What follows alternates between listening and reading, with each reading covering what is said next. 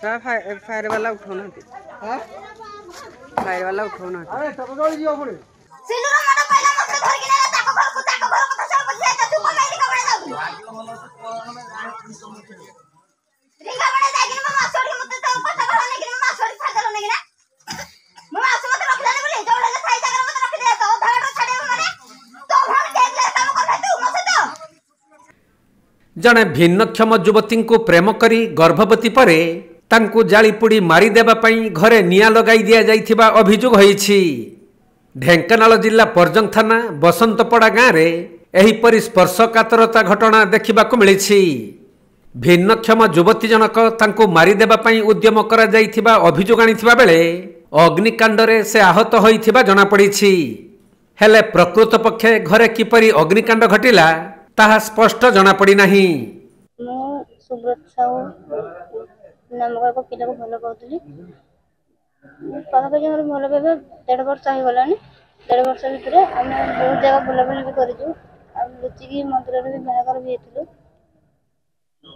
गतकाली रात्रि कौन घटना होता गतकाली रातिर घटना मो नणदेवर शक्ति सामर काली दिन सारा मत देखुं एपटे बैक जावास कर भी आगुरी उद्यम थी मो स्वामी को मत अलग कर मारिदेवाई उद्यम थी आगुरी भी मत अलग कर सारापर मुझे रोचे काली गतकाली रात शक्ति सामल राति 10टा जाके पूरा एपट सेपट जावास करती मत देखती मुझे उद्देश्य बुझी पारे काली राति पाला होता मत निद लगलानी मुई नी पाला सरीगला मुझे शुई पड़ी घर के भी निया लगला मुझे जानी यही गाँ लोक मैंने पार्टी कर उठिला जो घरटार मुझी से घर से निया लगी ना हठात कि निया पूरा ऊपर उठीगला जो मुझे उठिक आसला शुई कबाट लक करके कबाटा खोलिली गोटे निया गुलटे मो लुगा कान लगिगला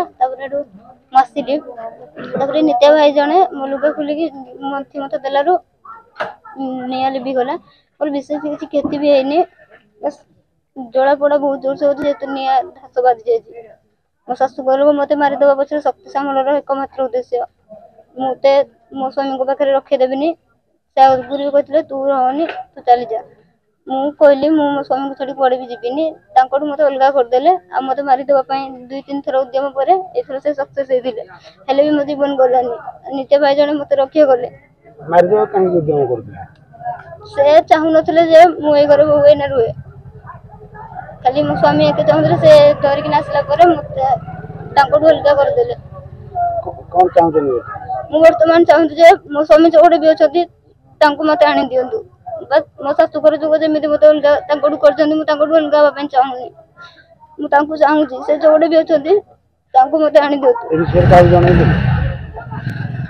समस्त जानी हाँ मुझे थाना अभियोग करी जो दिन यह घटना है पूर्व दिन मुझे थाना अभियोग करी थाना वाला 2-3 थर आसते थाना वाला आसी नथिले। तेबे आजकु प्राय 20 दिन हेब भिन्नक्षम युवती जनक बसंतपड़ा गाँव सुब्रत साहू घर बारंडारे स्त्री मान्यता पाई बसी रहिछंती। से सुब्रत को प्रेम विवाह करने सह गर्भवती थिबा मध्य प्रकाश करिछंती। हेले जातीयाण कारणरू युवती को सुब्रत प्रतारणा करिथिबा अभियोग होइथिबा बेले पूर्वरु एही घटना को पुलिस गुरुत्वर सह नहीं एक मामला रुजु करिबा सहित भिन्नक्षम युवती को ढेंकानाल सखी केन्द्र रे रखिथिले। मात्र सेठारे युवती जनक निजर जीवन हारिबा पई उद्यम करिबा परे तांको ढेंकानाल मुख्य डाक्तरखाना रे चिकित्सा करा जाइथिला। आउ सेइठु आरंभ होइथिला प्रेम पई प्रेमिकार अनिर्दिष्ट काल पई धारणा।